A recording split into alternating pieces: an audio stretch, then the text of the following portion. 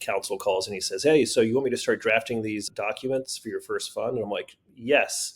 And I hung up the phone and I just thought I might be the biggest idiot in the world starting a private equity firm based on oil when it's going to negative 47. But then these things rhyme even across industries, because I remember feeling not sick to my stomach, but I didn't feel great buying Bitcoin at 15, 16, $17,000 Yeah. when it crashed from 69, but I'm really glad I did it now. Yeah. So Yeah. I'm either the biggest idiot or like some sort of something else. Yeah, it's all working out.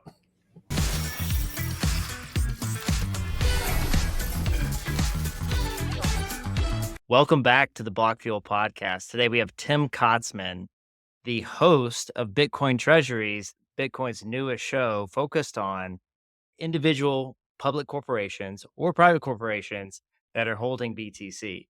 Tim, welcome to the show. Thanks for having me. Glad to be here. Great to Yeah. have you, Tim. So we have a little lineup today. We want to dive into who is Tim Kotzman. We'll talk about MicroStrategy, Bitcoin Treasuries, the show, as well as specific Bitcoin Treasuries, a strategic Bitcoin reserve, which is a hot topic, as well as Tim's 2025 predictions, which we did not give him a heads up that he will be answering. So if they're not polished, don't hold it against him. But we can pull up VanEx, which was released this week. I believe Bitwise had some 2025 predictions. We can pull those up. So we have some stuff that we can chop up. But first, let's hear, like, Tim, how'd you really find Bitcoin, and then what's leading you now to really invest a lot of your career into it?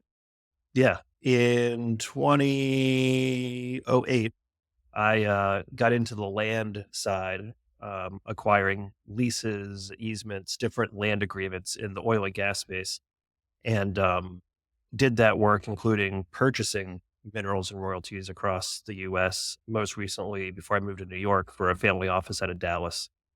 And when I moved up to New York, the attorney that helped me transfer some assets over, he said, "What do you want to do now?" And I said, "I've been on the deal side of oil and gas for so long. The next challenge for me, because I don't know anybody that has any money, would be capital raising. I've never raised capital. I don't know anyone that has any money. So not quite sure if I can do that, but you only have one life. Let's keep it challenging." So he said, "You can do that through a thing called a private placement." And I said, "What's that?" So that's where we started. Like, I am not like a finance background guy. I'm a entrepreneurial, very curious kind of person, and an ever optimist, which we'll get to at the end with the price predictions. So started raising money for these closed-ended funds based on mineral rights. And one of the limited partner investors was very upfront and vocal that he was primarily invested in and had 99% of his net worth in Bitcoin. And when I first heard it, I thought, oh, geez, like I didn't know anything about Bitcoin. Here we go. I was like, I remember on the first prospect call, investor call I had with him, I'm like, yeah, oil and gas rights, it's real property, recorded in the courthouse. It's not some imaginary thing. That was like just pure ignorance. And yeah, I was, oh, geez, maybe I can get this guy steered in the right direction, right? Real property, real estate. So I started out just like everyone else, but I was open to a Zoom call that myself and a few others attended in January of 2021. And this guy went through he literally had a slide deck of like his experience and putting all of his net worth in Bitcoin in May of 2017 and how all of that went. So to prepare for the call, I went on one of the platforms and bought whatever it was, a couple $100, a couple $1,000 worth of Bitcoin. So I could say, oh, of course I own Bitcoin. I don't know anything about it. I want to be prepared for this call. And so that was the beginning of my journey. And I don't know if it's my background in energy and commodities, or if I'm just an ever optimist. Yeah. But it clicked right away, and I just started DCAing and smash buying into Bitcoin since the beginning of 2021. Oh, Jody, you got another guy who does your smash stuff. Yeah. You always got to smash buy. Also, this guy came from real estate as well. You have this finite asset. And so I think the scarcity aspect in all these towns with the zoning restrictions and central business districts are only so big, or how you have natural barriers, it creates this crazy value that you just really can't compete with as an asset class. And it's hard to have that with technology because technology is so abundant, so easy to like multiply a brand new software or something like Snowflake, or to create millions of instances of it isn't a huge marginal cost. So I think that it does make sense that your background coming from commodities or land is going to Yeah. lead you to that. That's a very interesting background to come from because like oil and gas. So I'll never forget, Tim. I had a guy call me. So I started in commodities on the floor of the exchange. And when I started there, I had a guy call me one day and he's, yeah, I have a guy that wants to buy or sell like what was it? Like a freighter of oil, of unleaded gas. And I'm like, okay, that's great. I know nothing about that. I like, and I started Googling it and he's like, do you know anybody that's in this? And I'm like, so I called a couple buddies that were in commodities and they're like, yeah, we only deal in the futures, not the physical. It was like, he started explaining it to me and I was like, holy crap. Like this is a lot. Yeah. It's a whole different world. Like in 2020, like when was it the oil flipped negative and people were like bought it, but then they're like, wait, like I don't have any oil tankers. I don't have any like tanks sitting out in the field. And they're like basically defaulted on what they bought. Oh Yeah. yeah. Ironically, that's when I started my firm was when March of 2020, oil's going Yeah. negative and the counsel calls and he says, "Hey, so you want me to start drafting these documents for your first fund?" And I'm like, "Yes." And I hung up the phone and I just thought I might be the biggest idiot in the world starting an equity firm based on oil when it's going to negative 47. But then these things rhyme even across industries because I remember feeling not sick to my stomach, but I didn't feel great buying Bitcoin at 15, 16, $17,000 Yeah. crashed from 69, but I'm really glad I did it now. Yeah. So Yeah. I'm either the biggest idiot or like some sort of something else. So hopefully, yeah, it's all working out. Yeah. So really, I guess like take a next step would be like, what really brought on like the MicroStrategy focus? Like we had Jeff Part from Bitwise as like head of Alpha Strategies, as well as like Ben Workman, and eye opening for us. We had not really dove deeper into MicroStrategy before that or discussed it. And we've seen you speak with Tad Smith, who we love on the podcast. Saw him in Salt Lake City recently. But what has been your journey in going from your knowledge of Bitcoin into a lot of it's like community on crypto Twitter, which is, hey, let's follow all these unique elements. Let's evaluate the bond issuance, the conversions. Would love to hear how you got into that. Yeah. On a personal note, it was in the spring into the summer of this year. It was sideways summer for Bitcoin, but Mhm. it had just been such a bear market that I just started thinking, I don't know that Bitcoin itself is going to have the continued volatility. Like it may or may not, but it may not have the continued volatility of what I want and need to accomplish my goals. And I'm not willing to, you know, go into any other altcoin or so that got me talking with other investors, some of which have been in MicroStrategy for 2 years at this point. Hmm. And one of those gentlemen in particular introduced me to Jeff and Ryan, and they've been on YouTube as the Quant Bros since Yeah. March this year, putting out Mhm. talking about MicroStrategy. And they encouraged me to record a podcast episode while I was in and near the studio here with a couple of those guys. And I just thought, okay, I'll record one and that's probably going to be it. And so I uploaded on October 9th, the episode with Ryan. And the next morning I walk into the office and I'm like, how does this thing have 50,000 views on Yeah. X? And so we just kept it going and one thing led to another. Yeah, that was the kind of the beginning of it. And that's with no any media spend behind it and any of that, huh? It's just literally all organic. Yeah, we just sat down in front of a camera and ripped it. And most of what it's very, the studio here is very professional equipment, professional editing, Yeah. or everything. But yeah, if there's one thing I would have done differently these first 90 days, it would have been preparing. Hmm. I think about the interview I did with Brom Canstein. Literally, I met him downstairs. We walked up here to the studio. We sat down. I'd never met him before, never talked to him before. Maybe we talked for 30 seconds. Yeah. And we just ripped an episode, which was awesome because we just met. And I think there's some magic to that.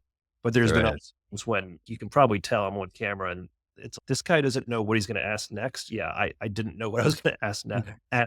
next. And some of the editing really comes in handy with that. So I guess just try to strike a balance between an, 100%. an organic conversational sort of tone, but also being Yeah. prepared. And some of the episodes I think that have done the best, that have resonated the most, it, I was just prepared. Like the first one I did with Ben Workman, literally he sent over 7,000 questions and I just went through the questions and that was the episode. I mean, there Yeah. were, What he did with us. yeah. And so like just super professional, super prepared, super knowledgeable. Many people enjoy listening to Ben as they go to sleep because he has such a nice baritone, right? Or Yeah. Sleep to the yeah. MicroStrategy. Yeah. What's better than that? Yeah. He was, I mean, him and Jeff Park from Bitwise came on, and honestly, I think Jody and I were just mind blown because they just went to town. We were trying to ask some questions, but then it was more like, all right, we don't even have to ask. Like, you guys are just like going at it, and it like in a healthy way. Yeah. Yeah. Yeah. No, it reminds me of if you ask Michael Saylor a question, that's the only question you need to ask for the next 45 minutes. And that's a good thing, right? He'll take it from there. Oh yeah, for sure. And then at the beginning though, you have that this is now sponsored by the ADHD Council of America because it's totally like it, but it's like good stuff. It's quality content. These guys are just look at what else is out there. The guys that have the most engagement online, there's a reason for it. It's not because they're just like posting nonsense 7,000 times a day. Yeah. It's really, yeah, they're just the best. I do want to get them on though. And Jody and I have talked about this. I want to get them on with so have a it's almost like a WWF, but like in a civil way, because there are people that are totally on the other side that are like way against the whole MicroStrategy. And then, but it has to be people that come with actual fact, not like nonsense that, because there's plenty of trolls on Twitter or X, sorry. But so it's, I think that would be good. There's trolls everywhere. I'm shocked that you have CNBC anchors asking Saylor like if it's a Ponzi scheme. It's like, how is that even credible? Like, Yeah. you're telling me that the US regulators, the SEC, all these sophisticated institutional investors, like if it was a known Ponzi scheme, they'd shut it down. Like everything's in the most regulated, the most liquid markets in the world.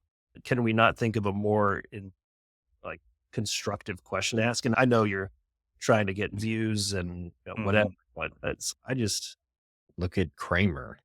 How long did he go after Bitcoin? Oh yeah, no. Now it's go all in. And it's, I guess, with every as the tide rises, they tend to follow sometimes. yeah. Yeah. But Tim, let's jump into Bitcoin Treasuries. What inspired, and obviously like your experience with MicroStrategy, but what was like, hey, like I want to run my own show. I've enjoyed the content. I enjoyed like the people talking about it, that led you to like launching your own thing. So great question, great points. Meaning and this is going to sound weird. It depends on the episode, but sometimes I'll literally watch the episode when it comes out or like just when I get the final edit, because I would be wanting to watch this content and learn from these guys and gals, whether I was the person asking the questions or not. It's just like such an incredible way to really, there's so much happening. I even feel, am I keeping up with everything that's going on? So that part of that's great. And then to see how, if you can add value, great. And then what a great way to meet people that I'd want to meet anyways. I'd want to talk to anyways. And oftentimes you have some, even if it's just a little thread of a relationship out of it, that's like pretty cool. Yeah, I think the intense interest, shall we say, around MicroStrategy kept it going. And now we're just really in uncharted territories where, right, again, you have CNBC people saying that he's the guest of the moment, referring to Saylor. Yeah. But the Bitcoin Treasuries part, I actually need to give credit. I was talking to Anthony Pompliano, and he said, maybe call it something like Bitcoin Treasury. And then he's actually like Bitcoin Treasuries. And I'm like, yeah, I like that. Yeah, no, he actually helped come up with the name Bitcoin Treasuries. That's And cool. his team and Matt in the studio, they're just world class with editing and branding, and I couldn't be happier as far as like when you go to a YouTube page or whatever, just making a show look professional and standing out that's nice. And I also have the luxury of I'm just focused on Bitcoin. How did you meet him? Just like how did you? Not every day. I don't think everybody gets invited to Pomp's studio. So he actually put on X a post about an investor exchange program with a Google form. So I filled that out, had a call with him, and then the idea was you'd office and get to meet other people and just work on your own stuff from the office for a few days or a few weeks. And I just never left. He's always invited to come on here, so you can give him that heads up. We'd love to have him on. I will. You started using the same studio, right? Yeah, so Matt operates the Manhattan Lab studio that Matt and Anthony co-own, and yeah, so now I'm a client and of the studio, and yeah, all worked out, and yeah, here we are. Client and producer now. Yeah. Yeah, I'm just a client of the studio, but Yeah, but you're producing your own podcast now. You got the pod. yeah, I guess I didn't think of it that way. I think of Matt editing and producing. Yeah. But yeah, I forgot in media there's like these fine terms. we're sitting in front of a camera and throwing videos up on YouTube, so we'll see how it I goes. love it. Yeah. It's all about the content anyways. So diving into some of those, and I want to lead this into the strategic Bitcoin reserve, which is obviously like a big headline that changes every day. And as you spoke with a lot of people, but first, like, what are some of your first targets? Is it going down the list of who has the most Bitcoin? There's people that we are talking with just because they get this morning had a call with 20th biggest person or public company that has Bitcoin, but then there's also like Marathon Digital we did, I think in June. And what are some that you feel like you're like, hey, I want to focus on this like guests first, or is it topics and just like education or tell us?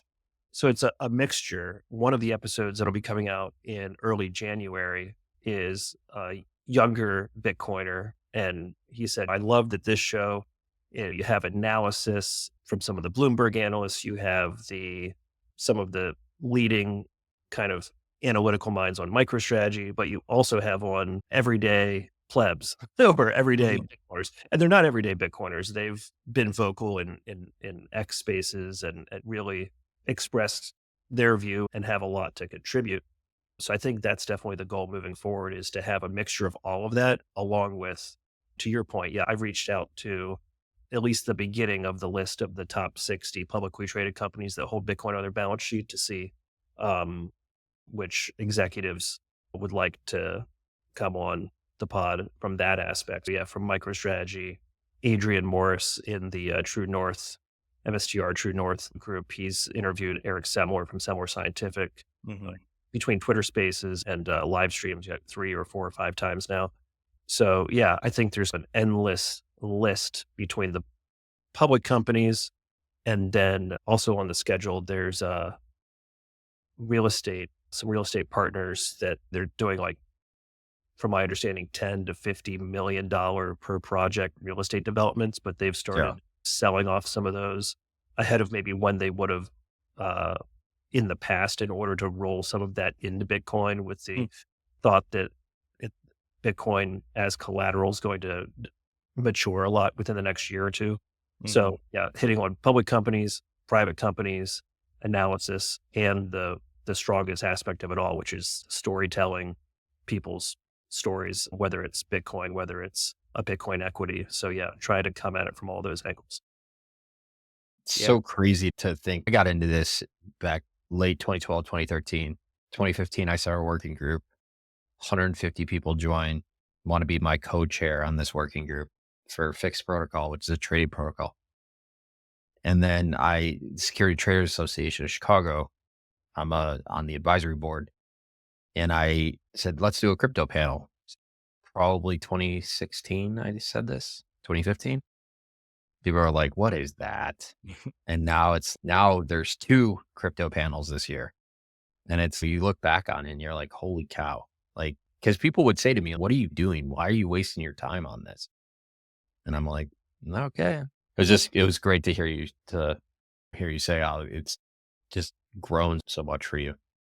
Yeah. and it's still so early, like, when we're in these on social media or if you have a close-knit group of friends and they're all talking about Bitcoin all the time, it's easy to think, "Oh, man, like, I wish I got in earlier," or whatever, but there's Wish I still had held all the ones I had. Let's put it that way.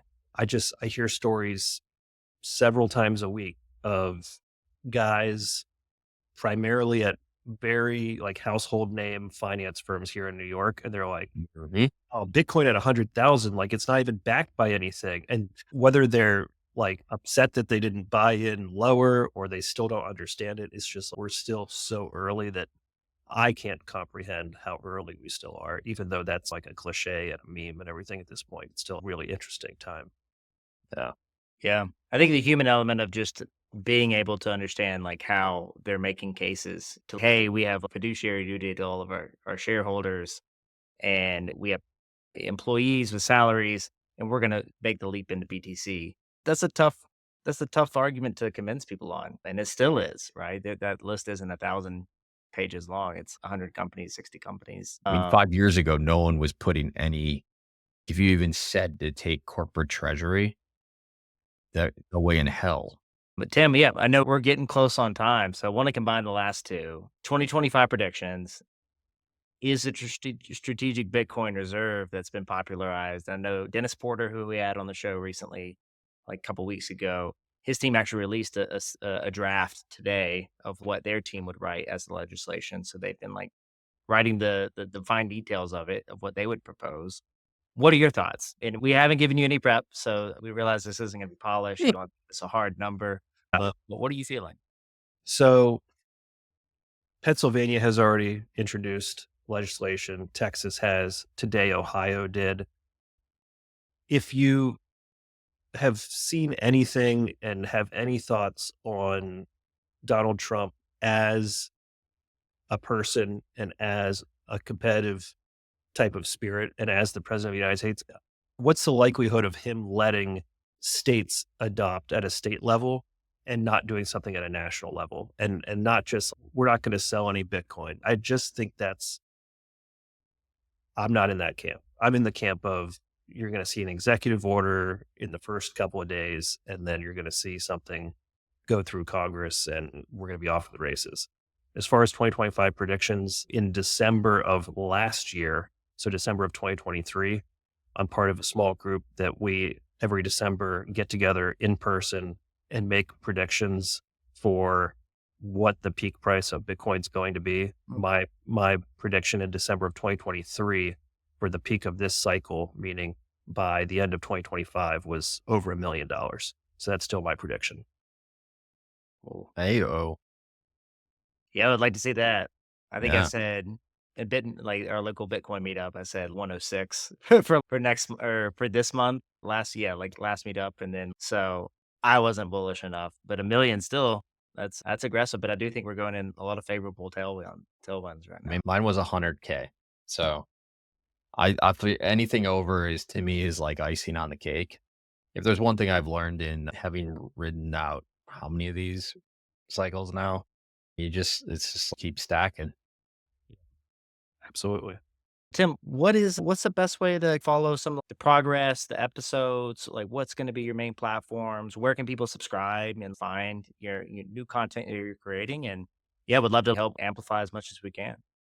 Awesome. Appreciate that. Yeah, I'm just the centralized place is on X at Tim Kotzman, and I have the link to the YouTube there on X. And maybe I'm on LinkedIn, maybe I'm on YouTube, but X is just the place where I spend most of my time and go out from there. Love it. Awesome. Love Well, it. yeah, we'll link that in the show notes, yeah, go give Tim a follow. And then what we'd love to do is just have you back on. Maybe it'll be in the springtime, and we're like, hey, what do you think of the Delta change and all of these? Who's chasing? Who's becoming his marathon trying to push and acquire? And we've even spoke to some companies recently that are like, hey, we're thinking about going public to acquire more Bitcoin, and it'll be interesting. But Tim, I really appreciate you taking the time. Thank you guys. Thanks, Tim.